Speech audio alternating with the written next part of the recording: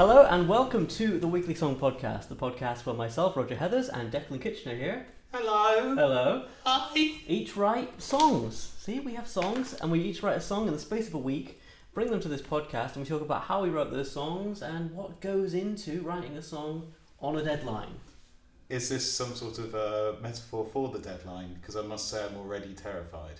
Well, you know, this is the week you have, and this is the song that is the result. You know what I mean? It's an equation. You could have that on a t-shirt. You know what? We do all our marketing decisions on air. Yeah. So by the time this comes out, we'll have a website with a Shopify link, and you can use the code weeklysong. No, I'm joking. We don't have any merch. On demand. Yeah. To be fair though, that actually would be a pretty good. Yes, don't rub that off. Yeah, okay, let's keep that. Let's keep a record of that. Okay, so yeah, like I say, for anyone new to the show, like what we do, as I said before, is we each bring a song to the show. We've got a week to write it. We haven't heard each other's songs yet, so there's kind of the element of surprise sort of thing. And we talk about how we wrote them. This week, we kind of take it in turns. We always take it in turns. But this week we take it in turns. Every other week we have a set order. But this week we thought we mix it up a bit, but only for this week. Yeah, so we usually take it in turns, and this is no exception as to who goes first. This week is Declan playing his song first. So, hello. What's your song called? And That's a good question. Let's say that the song is called Anymore, and that it goes like this.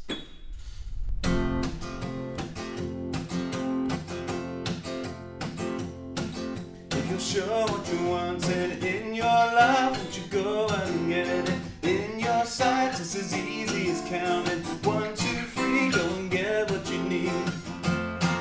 Go and get what you need. If you're ready to move on, leave behind all your worries and troubles. Say goodbye. It's as easy as counting 1, 2, 3. Go and get what you need. Go and get what you need. Take the steps, go and run out the door.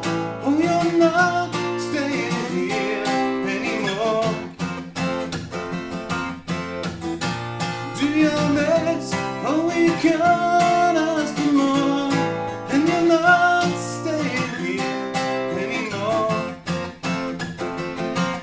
If you listen to signals cast your way, and you pick up the message bright as day, won't you listen to the pathway where it leads? Go and get what you need. Go and get what you need. Take the steps, go and run out the door. Oh, you're not staying here anymore. Do your best, oh, we can't ask for more. And you're not staying here anymore. Go on, get gone. Don't you stay for one more song. Don't you ever let your feet stand still. Go on, get gone. You've been gone before too long. We could never leave you like you will. If you miss where you come from far away, you can always remember brighter days. It's as easy as counting 1, 2, 3. You will find what you need. You will find what you need. Take the steps, go and run down the door. Oh, you're not staying here anymore. Do your best, oh, we can't ask for more. And you're not staying here anymore.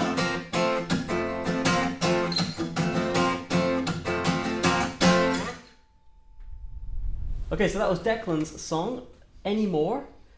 Love it. Really, really great. Cheers. It's like a mixture of a melodic, acoustic, strummy song, but with loads of riffs and loads of nice guitar work in there. Thank you. They're basically just bar chords. Would it surprise you to learn that this song was written very late onto Sunday last week? It wouldn't, because I got the message on Facebook, because we messaged each other, for those who don't know, as to you know, started what we're insisting upon it. Help me, help me, help me. We need to be made accountable. No, but I mean, same really for mine. But you know, it doesn't sound like that. It sounds, you know, cohesive and thought out, and sometimes it kind of a you know, pressure cooker of the Sunday night makes a great song. Often. Well, it's interesting that you mentioned cooking. This song was written in its entirety between me pressing the order button on Uber Eats and my meal arriving. I mean, that is a first for the show. So it took about 30 or 40 minutes or so, and yeah. That is the Uber Eats time delivery window here as well. Pretty much. It's almost like we live in a similar city or something. Right? But yeah, that's how that one was written. So what, like words on all music, words, everything? From now to pretty much what you've got there. I mean, you know what I mean? Which is why the lyrics it's as easy as counting 1, 2, 3. It's just like, okay, it doesn't make any sense, but you know, bang it in. It's all good. I think anything that's like 1, 2, 3, anything like that, it kind of is like a pretty easy way into kind of like a catchy song.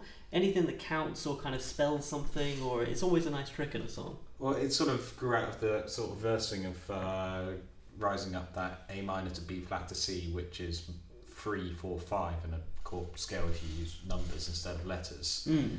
If you use neither of the two, then you're out of luck, I'm afraid. But yeah, it's just because it obviously falls in that boom, boom, boom. Then yeah, that's the first thing that sort of came to mind, and it's just reverse engineering the first verse, and that's the structure of the verses sorted. When you say reverse engineering the first verse, you mean you had a first verse and then you're like, I need a verse 2? No, so much as like that is as easy as counting 1, 2, 3 line came first, and it's like, okay, so that's cool, that fits really well there. Let's see if the same melody works on parts 1 and 2. It does, cool. There we are, that's the verse. You just repeat the last bit twice. Yeah. I love it. I couldn't tell you what the song's actually about. Like it's sort of the first things that came to mind. So it's very generic. Like, go on, you. Encouragement, vaguely. You could do it. The chorus bits are sort of just rising up a 4 to 5 to 6. To a major 3 to a 4 to 5 to 1. So for those of you who don't like maths, that's B flat to C to D minor to A major to B flat to C to F. Classic. It works great. It's not the most original of songs out there. I will own this right now, but it works. It works great. Yeah. The lyrics on the chorus are odd. Because it's suddenly very much like, no, go on, you know, you go, you have your adventures in your life. We'll be standing right here waiting for you to come home. And right, or cool, you never do. You never do. We just ask for you to get in contact with us every once in a while. Yeah, call your mum. Editing Declan, she'd probably love to hear from you. I like how you're being passive aggressive to your future self. That's really, really meta. Oh, I've seen some of the episodes. The future Declan is passive aggressive to me.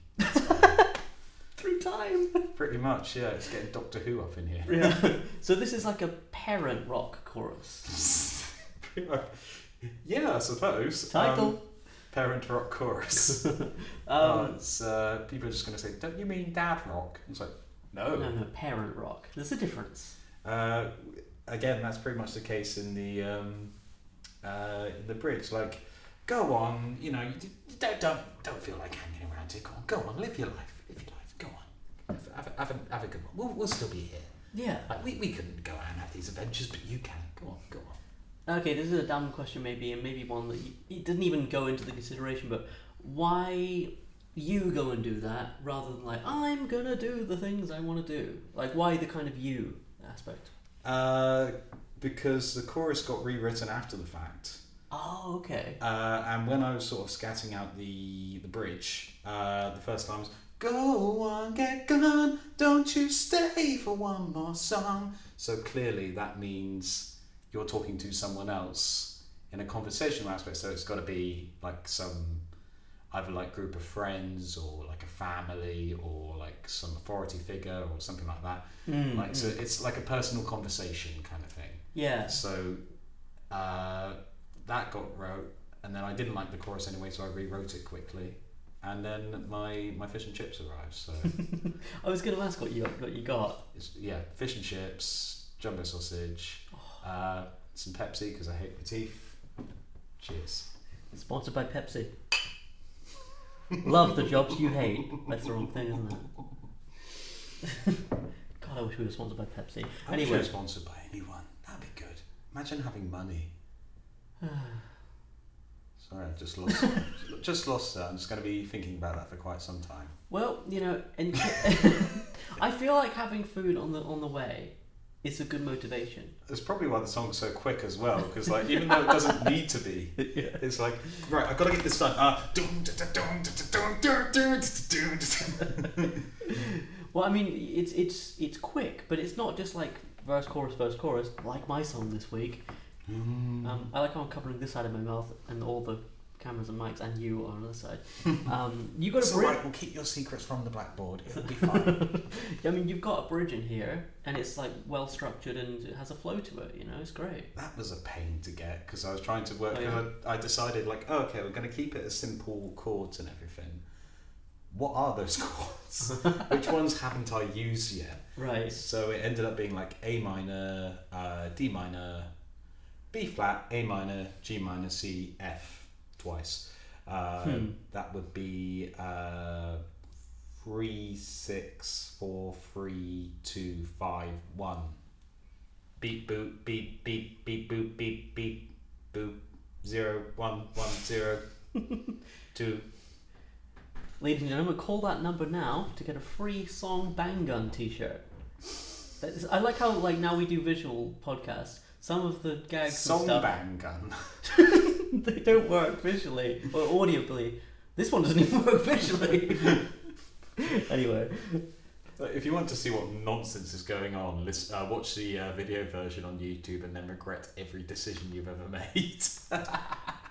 Edited by the talented Declan Kitchener over here. Future Declan will like that. Yeah. Future Declan, you're loved. We love you. You're a great songwriter, good friend.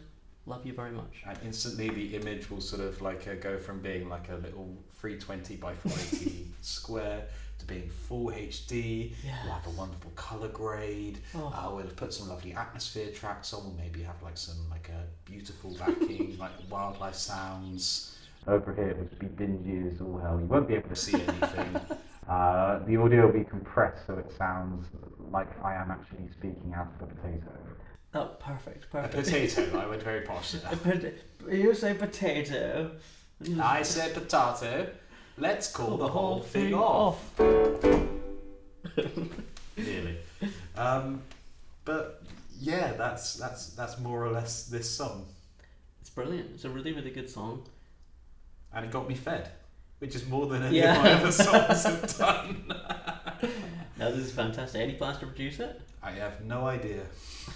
Well, you got it written and it's there. That's the good thing with writing a song and having it structured and the lyrics and everything. Even if you don't, do anything with it this week because you might be busy, it's in your list of demos and you can come back to it and you can do it. It's bold of you to assume I have time in the week to record songs. But no, that is a good point. It's there now for future. I think it would need a bit of a rewrite or at least a polish before being used in any official or professional capacity. But yeah, it's there. Congrats. It exists. It's great. It's great stuff. 1 out of 1. Now, what about your song? Well, my song this week is called... It is a song, isn't it? I had to check my and not title. just like a poem. Hang on, wait a second. You've cheated! Look at that! My secret shame. It's written off the back of another song. It's not as if this song used any particularly original sequences or chord parts or at all, but you know, let's ignore that. You've literally written on the back of some of your own music. Sorry. I literally have. We have All the Same on the back of which was a previous song from this season, on the back of this week's song, which I've written it. It's called Another Season, and it goes a little something like this.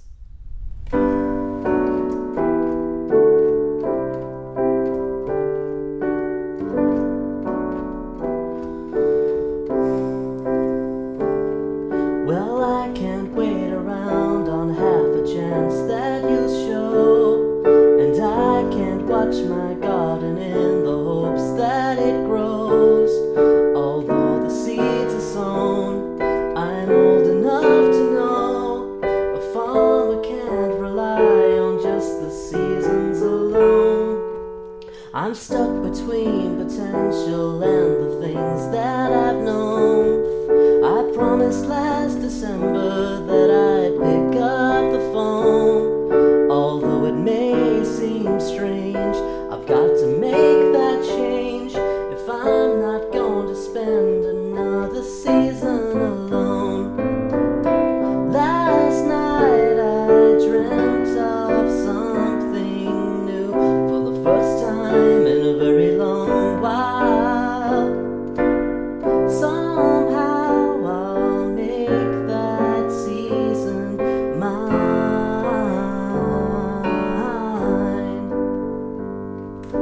Once again I'm picking up from where I put down.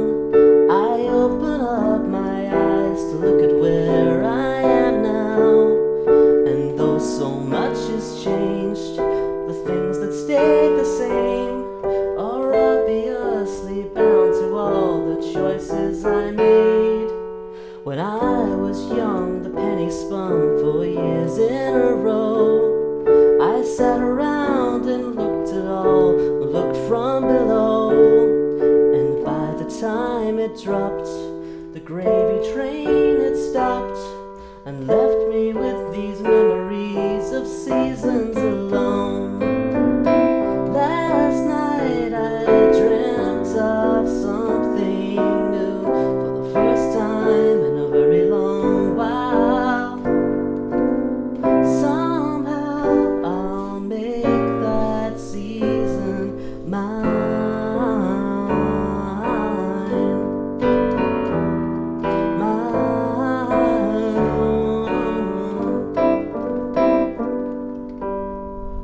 That was Roger's sixth song, Another Season, and I'm very glad we didn't have to wait another season for that one. That's very good.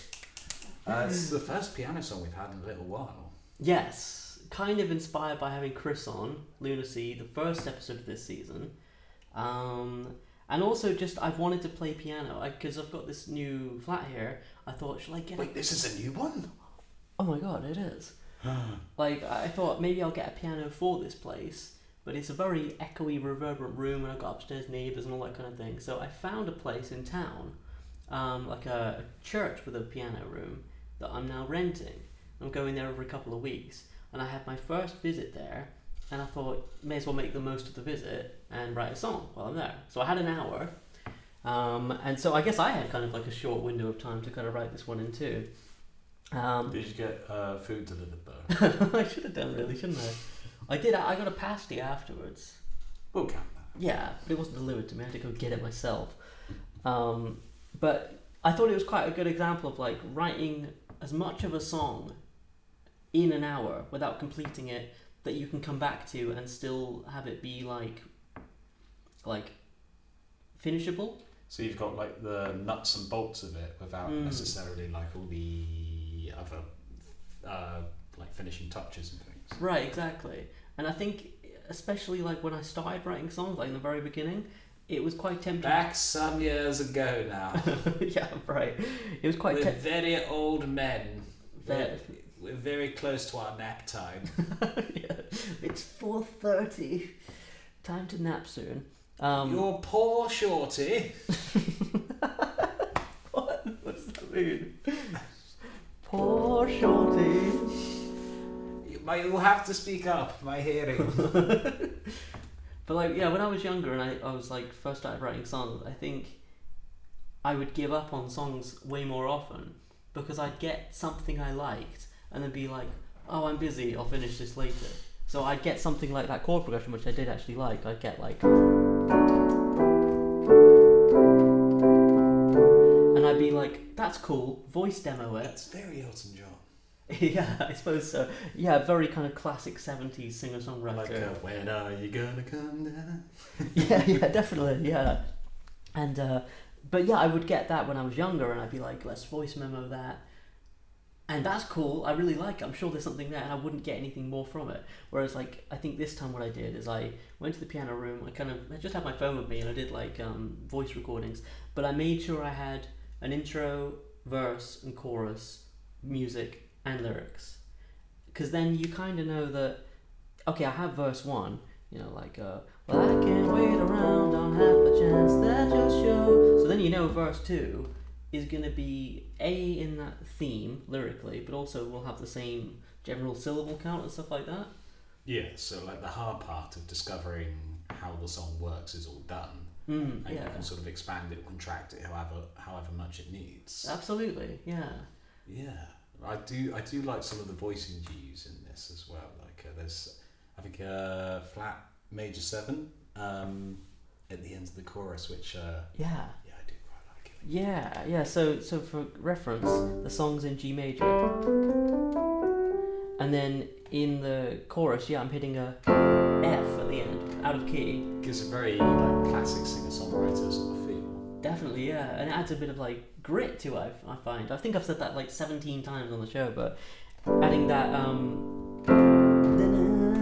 it adds something to it, which I really like. Oh, this person means whatever they say. Yeah, exactly. You can say anything, and it sounds like you got some real intention behind it. You've gotta pick up some milk. Yes. My Uber Eats is nearly here. And I was quite pleased. I think that's the thing with writing on piano. You kind of, if you play guitar and piano, you have different ways of playing, and different shapes are kind of like more readily available on the piano than they are on the guitar. You mean on the piano, you're not just sort of moving your left hand up and down and then like strumming back and forth across the top of the keyboard? Yeah, not anymore. Did they kick you out when you tried to do that the first time? They did. They were like, "What are you doing? You're scratching the wood." But yeah, a few kind of cool little chord bits in here just to cover them quickly is like the verse is G major, B minor, 7, as opposed to B minor regular. You got an A in there on the right hand, and then E minor, C, D, and then when it goes to the kind of like build-up type of part, you're going B7, which is major 3. Major 3. Same as in the chorus for my song, the same relative position. That's right, yeah. Major 3 club. Oh yeah. And you're going major 3 up to the E minor, 7, classic. Suddenly very jazzy. Yeah. And then you go D7, 5, up to the 1, G. And then you reharmonize it by shifting everything down. Yeah. And Show off. I don't even know what that was. And then for the, a farmer can't rely on just the seasons alone, kind of walk down. A minor, G, D, E minor, and then you kind of do a weird D walk-up thing, which is just like from musicals. It's just so corny. A farmer can't rely on just the seasons alone. Bum, bum, bum, bum. Yeah, anyway, so it doesn't do that. He's not been the same since we've done the musical episode. It ruined me. And then in the chorus, it's pretty straightforward, but there's a few voicings, like you said, that kind of throw it in a different direction. So you're going 4 or 5, C, D, you go, last night I dreamt of something different, and then it goes John dreamt, it goes G major 7, dreamt of, and then that B7 again, something, and then C, D, different for the first in a very long G, G7, it just turned you around. And then here, I kind of, I don't even know exactly what these chords are, but you go down from C, it's just a walk down, you go C, G, version. That one which I really like. A-7 to the G. It's just for the audio listeners, I'm walking down a C major, just the bottom two notes. So you're going to have to explain this to the visual listeners because we haven't got a camera up Oh, this there. is true for everyone then. Hold on, let's rearrange the piano. Just like tip it up. It's just basically taking a C major chord and then walking down the bottom two parts, the C and the E, grammatically, until you get to G. Very interesting.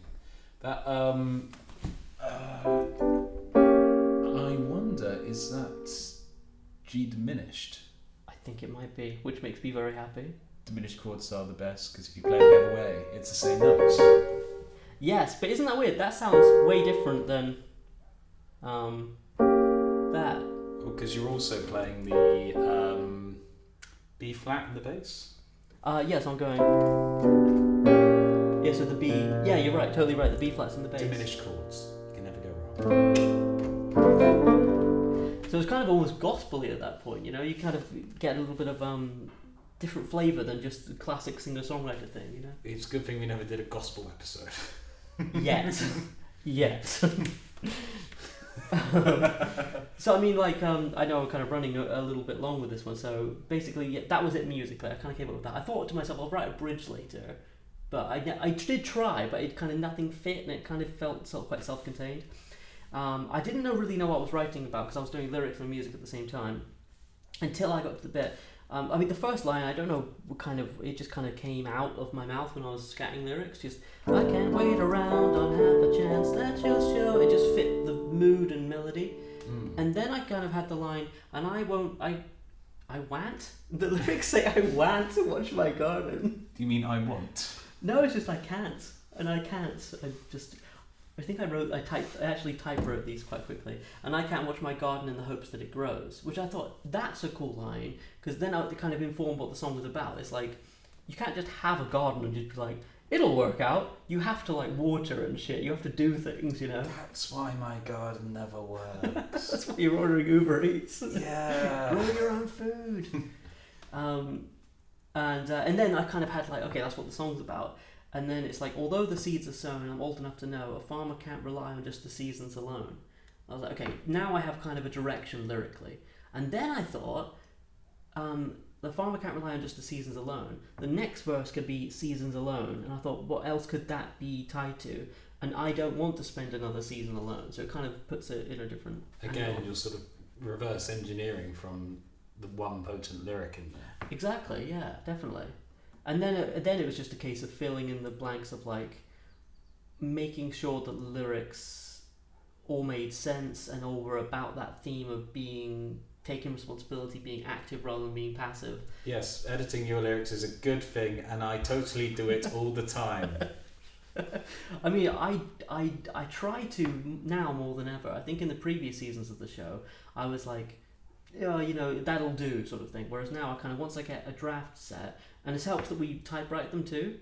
Like once, like before Sunday, I'll I can't help but think them. like of like an old typewriter with like actual moving. Yeah, me with like, ding, one of those accountant's caps on, smoking cigarettes, throwing balled up bits of paper in a bin. Accountant's caps. You know, like in movies where they have like a kind of visor that's like kind of coloured plastic.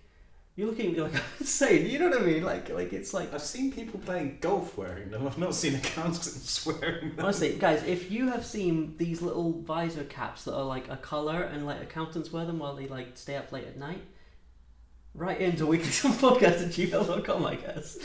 But anyway, what were we talking about? Your lovely song. So, by the way, I'm on so little sleep, so that's why the demo was like that. That's why I'm talking about accountants' caps. But yeah, so making sure it made sense lyrically, making sure the structure was there, making sure the chords were all in order, and then the chorus took a little bit of a different direction, and it was just about having a dream. It was a real thing where I had a dream about kind of a new occurrence, because sometimes your dreams get stuck in the same loop for months and months at a time. Which is depressing because it's a dream. You can literally do whatever you want, and when you get stuck in your fantasies, it's like, oh, okay. Probably not a good indication for your waking life, is it? No. So I had a dream that was like, that's new, that's exciting and interesting. So that kind of went into the chorus of having a dream of something new and making that season mine. You know what I mean? The thing in the dream and tying it back to the season. Are you buying a new season of The Simpsons and making that season yours? It was season 4, the one with the missing episode that isn't on Disney Plus. Season 3. Damn it. 4 hours of sleep, folks. 3 seasons of The Simpsons. But yeah, that's pretty much it. I know I'm kind of going on and on about this one, but It's a good song. It's worth going on about. That's basically the gist of it, really. It's very good. Thanks a lot. I hope you are planning to do a proper recording of this one. Like, I am just imagining like a Songbirds vibe of like you at the grand piano, like making everyone cry at the end of a show. I'm very much the mid-30s male Christy McVie. That's the title. Yeah. But the great thing is, just to kind of cap this off, is because I've got this piano room I'm renting now, next time I go there, I'll bring my mics and I'll record the piano and do the vocals here. And piano ballads are well easy to record because there's just 2 tracks. Oh, they're well easy, aren't they? They're well easy, mate. Just put one left, one right, get a bit of EQ sorted, Bob's your uncle. Yeah, compress it a little bit, maybe add a little artificial reverb, you know what I'm saying? Bit of vocals, maybe double a bit. And whatever you do, don't do what Lindsay Buckingham did and put a Spanish guitar underneath Songbird because it really wasn't needed, was it, Lindsay?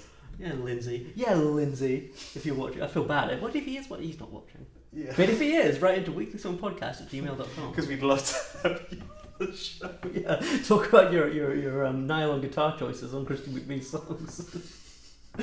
Anyway, okay, this is getting insane. But yeah, that's my song. I'm really glad you like it, and I'm sorry for the demo performance, future Declan editing. Okay, so we've taken a listen to each other's songs, we've spoken about how we wrote them, and now we're doing this section we do quite often where we talk about stuff we've been listening to. What have you been listening to recently, and what's been interesting about it for you? So I've not been listening to much. The biggest thing I have been listening to as I've been driving is the Thunderbirds soundtrack by Barry Gray. Perfect. Yeah. It's a banging soundtrack. It really is, to be fair. Barry Gray is a genius. There are a few things I think more exciting than going a little bit faster than you should be down the motorway to the soundtrack of the Fireflash Landing. Like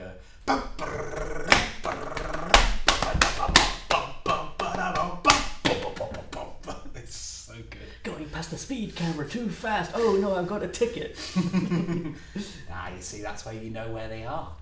Yes. Yeah, that's why you know before you've been anywhere. So what inspired that? Have you been watching the show recently? Not really. It just came on the other day, and I enjoyed listening to one of the tracks, and then I listened to a few more of them. Yeah. I really do need to watch the show again. It's been a very long time. But it's good driving music, except when it isn't. Because obviously it's a soundtrack, so there's like I think there's a track called Sleepy San Martinez or like Dreamtime, which you can imagine what those kind of tracks are. Yes. And when you're driving late at night, the last thing you want is a lullaby version of the Thunderbirds theme. Yeah, which immediately followed by 5, 4, I like the idea of just like watching you from an outsider's perspective, like the upbeat songs, you're just racing along, and then suddenly you're just watching this guy from above, like a bird's eye view, and suddenly he slows down and he's just kind of like really, he's in dream time, you know, sleepy time sort of thing. Yeah, but there are some great choices on the soundtrack. Annoyingly, on the different releases, they're called different things, but if you search up the tracks, if you've never heard any of the score for the show, the opening theme obviously, Fireflash Landing, the Vault of Death suite, Recovery Vehicles is the one I showed you. Yeah. I think on the version I've got, it's called Thunderbirds to the Rescue, which is like a very like prompt, right, we need to get things sorted now version of the theme. That's the speeding one. It's one of the speeding ones, and then there are a couple of Lady Penelope themes that are cool as well. Nice. And then also I've been in Bristol this week watching Fletch perform, so didn't actually listen to his album this week, but he has an album out, Fletcher James, All We're Meant to Do. It's very good. Past guest on the show as well. Indeed. Yeah, definitely. We should link to Fletcher's stuff in the description of the show. If I remember to do it, if Editing Declan remembers to do it. Editing Declan. I like it. We're really talking to editing. There's something like a third person in the room.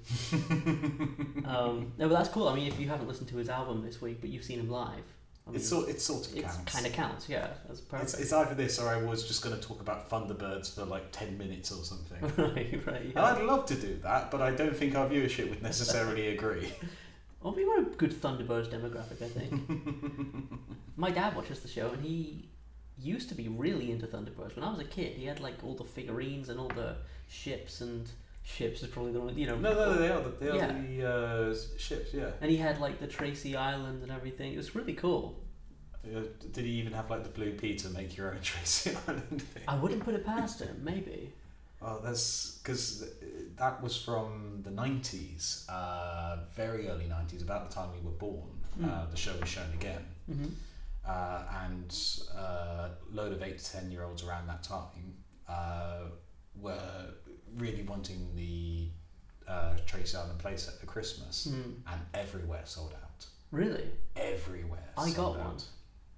So when we were from my dad, but when we were of appropriate age to watch it, that was another series of reruns. This was a bit before.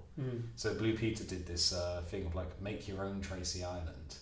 Oh. And so many people wrote in requesting like a version of the tape with like that on it that they just released it generally. Whoa, that's crazy. That's such a not internet age thing. Yeah, everyone writing to Blue Peter like, could I have the instructions, please? Let me ask you this: favorite Thunderbird? 2. 4. Interesting choice.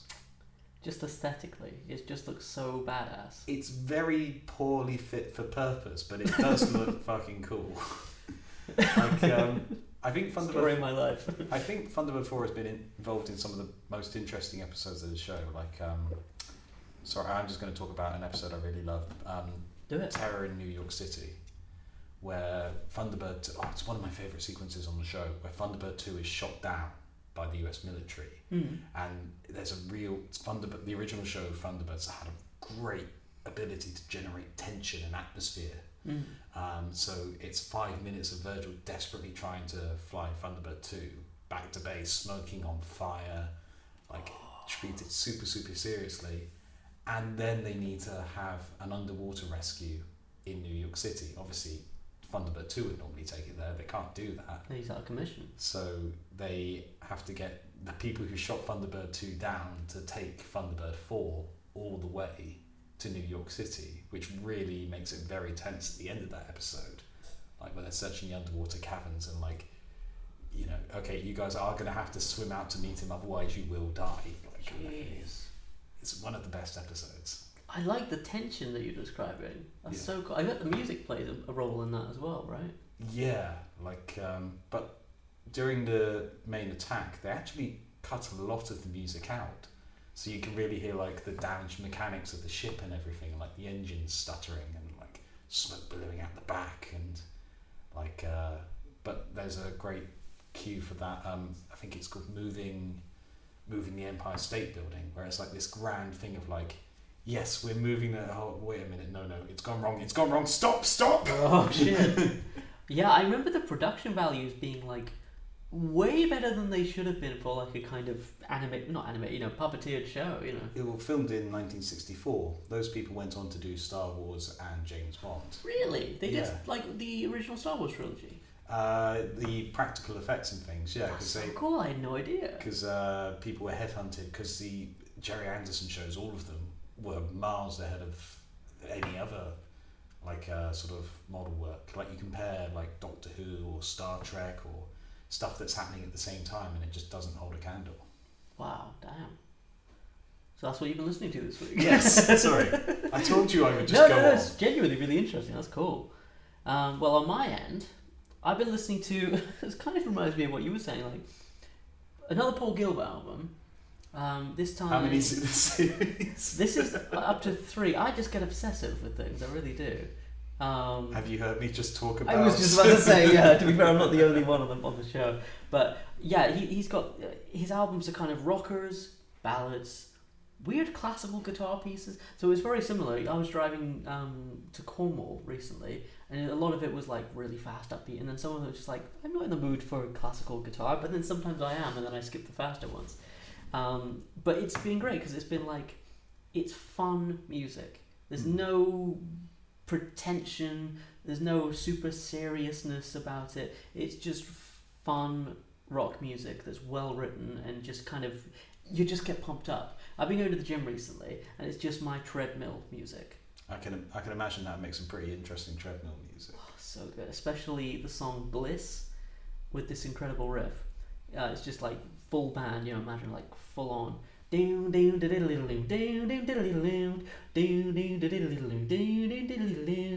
won't get a copyright strike for that because I didn't sing it very well, but it's so good. It's just killer. Oh, you've got to be careful with running music. I remember running in Bristol, and I had a Muse album on, and a song came on called Animals, which is a fantastic song. It's one of my favourite Muse songs, and it's in 5/4, and I nearly tripped myself up trying to run in time with the song. Yeah. Falling into traffic. Oh my god, yeah. Yeah, don't run to 5/4. 4/4. Even 6/8, I don't think I'd risk it. 6/8 you could do like 1 2 3 1 2 3 1 2 3 1 2 3, but then probably you would automatically start swaying, like strain your ankles. The ultimate flow state for me is when I'm on the treadmill and I'm running along to something, and you get the tempo of the song and the speed that you're at on the treadmill match perfectly, and you're just like in the zone. It's this perfect flow state. I love it. Yes, like it's not always possible, but it is a nice feeling. When it is, no sweeter feeling in this life.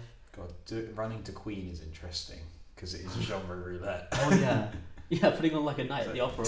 Too late. I go up to work Monday morning. Love of my life. Come on, pick up the pace a bit, Fred. Come on. Yeah. Yeah, you need a straight rocker album or something.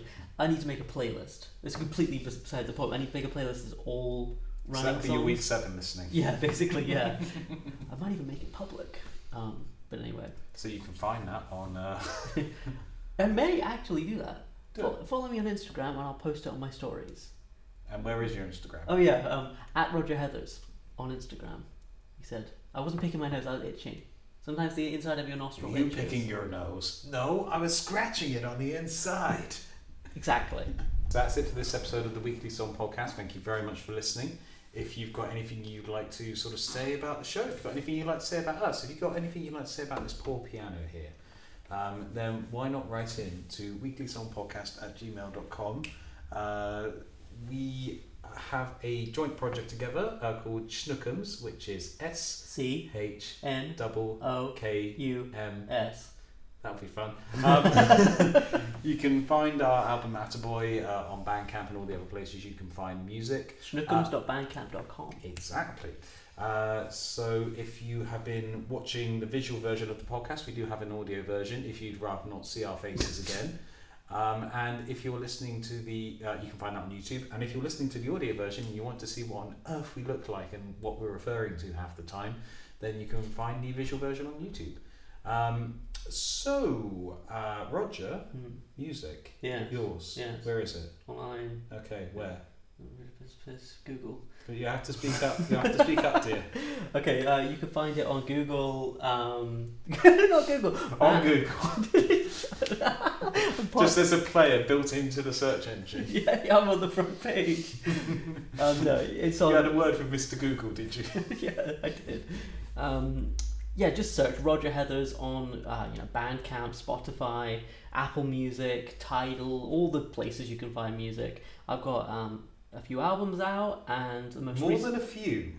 Well, a few good albums out, and the most more than a few. And the most recent one's called Racing Alone, which I'm very pleased with. How about yourself? Where can people find your music? Well, I don't have a recent album called Racing Alone out. I do have other music though. Yes. You can find that on Bandcamp, Spotify, Tidal, various others if I remember to select them at the time where I uploaded the records. The last thing I released was probably 2022 at some point, so it's been a while. Sounds about right. Yes. That gives you an idea of like my workflow compared to Roger's. Well, I mean, it's been a little while for me now too, but Yes, but at least you've released something this year. this is true. This is true. But we will be releasing a new episode next week. So as it stands, it is Sunday. It's what, 5:30? About that, about 5:30. So I've got until midnight tonight to write a song, and I've not started. Hooray! I've started, but I need to do words. I've done all my music with no words, so yay! Sunday evening. Well, we'll see you next week if we succeed then. Ta-ra! Ta-ra.